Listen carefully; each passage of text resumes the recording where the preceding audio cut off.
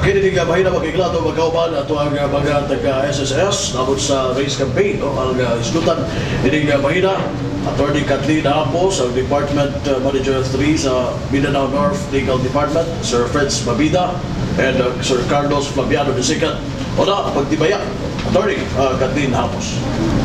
Mayong buntag sa tanan, ako si Attorney Kathleen Gonzalez Hapos, head sa Mindanao North Legal Department. Nagpasalamat kami na naana sa higayon Ozami sa AMUA, mga SSS representatives sa among regular na program sa atong race. Okay, Sir Fritz. Okay, good morning. Good morning sa tanang taga-Ozamis ug sa uban nga lugar diri sa under sa SSS Ozamis branch, no, from Donvic to Panaon ang mga area. So ako dahil si Fritz Mabida, ang Corporate Executive Officer 2 sa SSS Ozamis branch. So, thank you. Sir Carlos Flaviano. Hello, good morning sa tanan. Ako dahil si Carlos T. Flaviano II from the Employer Delinquency Monitoring Department. And kapasalamat kami sa inyo sa atong mga partners sa atong pagpadagan namin ng programa sa race. Salamat sa inyo ang atong mga media partners alang sa pag-cover ani na programa alang sa kasayuran sa atong mga kaubanan diri sa Ozamis. Okay. So salamat kayo. And first, by the way, taon na ba ang race 2022. 2021, 2022. Kung saan may ikuala niya, nagdagbunga ba? Ano na may resulta ko? May resulta ang program sa race? Yes, ang program sa race, actually ang race means run after contribution evader. So, dili lang sa para sa mga delinquent ng mga employers, as well as katong mga wala na rehistro ng mga employers. So, nagbunga jud gihapon ni siya kay through coverage and collection. So, ang uban nga mga wala naka-register or wala ni comply, so mo to siya ma-forward namo sa legal department. So, ingon ana siya may tabo. Pero so far sa SSS Ozamis branch, wala pa jud mi na nakasuhan jud siya og kay ang mga na ni comply man ang mga employers po na raise namo so far. So that's it. So far sad sa among experience diri sa Ozamis, pag makabisita mi og isa ka business establishment, tapos magpahibalo mi unsa ang among tuyo ang programa sa SSS, afterwards mo comply raman sad sila. Ganahan sad ang mga empleyado na mabisitahan tungod kay mahulugan eventually ang ila ang mga contributions sa pamaagi sa pagbisita sa SSS sa mga business establishments. Niubos pa, no? Dito naman yung race. Niubos pa mga employer nga delinquent, no, sa ilang pagbayad sa contribution baka sa mga empleyado nila mismo. Ni comply man po ang mga employers nga race nga katong na-appeal sa race, and actually katong mga uban pod nga wala naka-comply nga wala na-appeal sa race kay at naman tay coverage ani, so nakakita sila. So naapoy uban nga syempre ang uban mahadlok bitaw nga dili magka-comply, so ni register jud sila sa SSS ning adto sa office.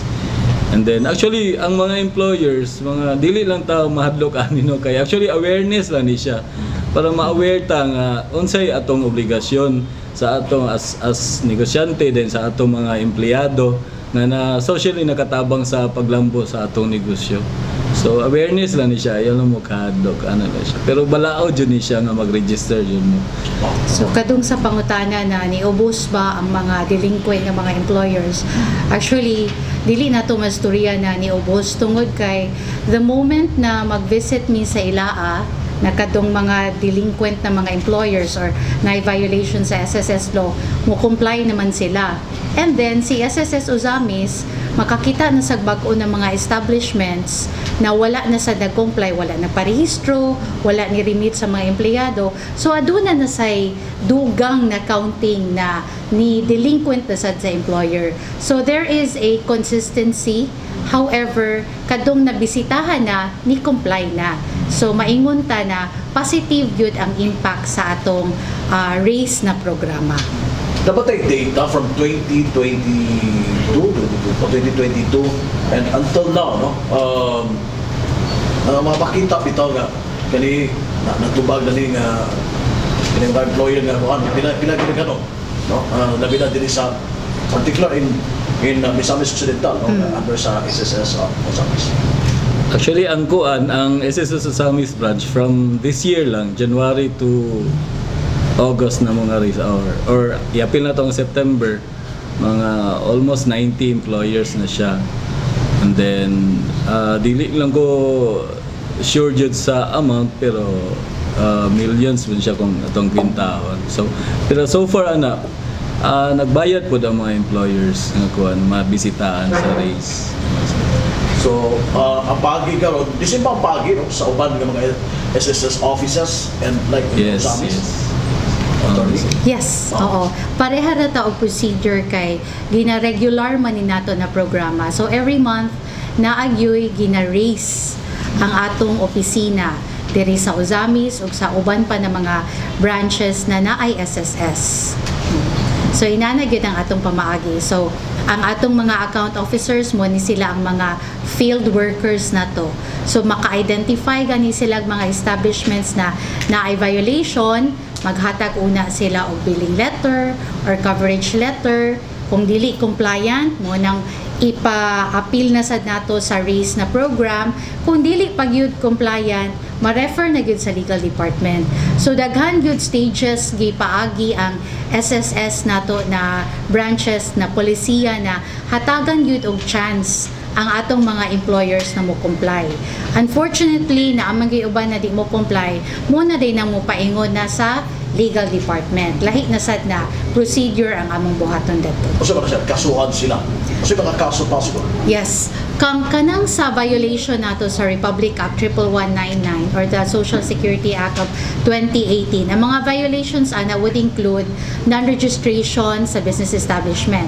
So, employer nagtayo og business and then wala giparehistro sa SSS. So, dili lang magparehistro sa syudad sa magkuha og business permit. Appeal dapat si SSS. Non-remittance sa mga contribution sa mga empleyado. So, nagparehistro na pero wala gi-remit ang contributions, wala gi-kolekta o wala gi-remit ang contributions sa mga empleyado. Non-production of records, meaning na ay gipangita ang atong mga field officers sa SSS, account officers na para ma-identify, example, payroll. Nangayo mig payroll, dili makahatag og payroll. Kay para ma-identify unta namo kung pila gyud katawo o pila sad ang kantidad. Kay para sakto ang ihulog sa SSS. So appeal na siya, non-production of records, and finally, non-reporting. So naa sila yung mga empleyado na wala gi-report because according to the law sa SSS nato, upon first day pa lang sa employment, covered na ta sa SSS. So muna siya ng mga violations na among ginaatubang o among ginapreparar pag-file sa mga complaints sa atong mga business establishments. Attorney, pangutana lang, is it possible ba nga pwede ang isa ka employer or empleyado, ang isa ka empleyado nga mag-ingon siya sa iyang employer nga ayaw lang kong didakay sa SSS? It is because sa mga experiences niya before, siguro long time ago, nahitabo nga murag dili maayo mo na sa next niya nga pagpanarbaho, ayaw na lang kung didak. Is it possible? Pwede ba? Kana siya na arrangement, internal arrangement na sa employer and employee. However, we do not agree to that kind of arrangement. Kay ngano, si employer man ang atong habulon, dili man si employee. Moingon si employer na naman may agreement. In fact, naami kasulatan. Pero nag-violate man to ang kasulatan. So meaning, pwede ragya po na mo mahabol si employer. So in that case, ang defense ni employer na naami kasulatan na nag-agree ni empleyado, dili siya valid na defense. So pwede gya po na mo mapakasuhan. And daghan sad instances na nahitabuan nahitabo na sa opisina na for example, namatay si employee. So what would happen to the agreement? ang pamilya ni employee mugukod gihapon kang employer. Kung kinsa man ang dihado, si employer. So mo nang mo suggest gyud mi kanang mga bookkeepers, mga employers mo follow gyud sila sa law. Kay kinanglan gyud na didakan whether the employer likes it or not. Kay that is by force of law benepisyo gyud na dapat ni employee. Okay, thank you. Para kay Sir Flaviano. Sir, unsa may kasagara rason sa mga or makita nato nga mga problema nga naman nga mahimo silang delinquent nga mga kaning sa ilahang mga contribution kaning mga employers. Unsay kasagara nga rason sa mga employers? Usually gyud ang atong mga reasons no sa atong employers ano sila kanang economic medyo hinay ang business. Pero dili siya defense pod na dili na mag-contribute ang atong mga employers, no. So need gid nila na ilag yung manage pod ang ilang pagbayad sa SSS, sa mga bayron nun sa negosyo, need gid siya. So sa SSS kinanglan gid siya gid na gina-require ginamo sila na magbayad sa contribution para sa ilahang mga tao. Kay ano man po siya, benefit man po sa ilang mga tao, and once po na secured ang employee, syempre ma-motivate po sila na to do o trabaho nila ang sakto.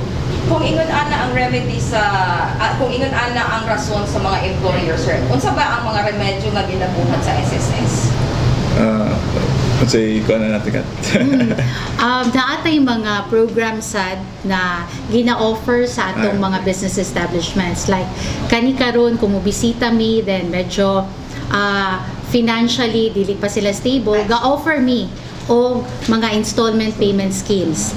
In fact, nasa take condonation within the pandemic period, naalay mga documentary requirements required. So, condonation meaning, namanggoy penalty na 2% per month kung di ta magbayad on time.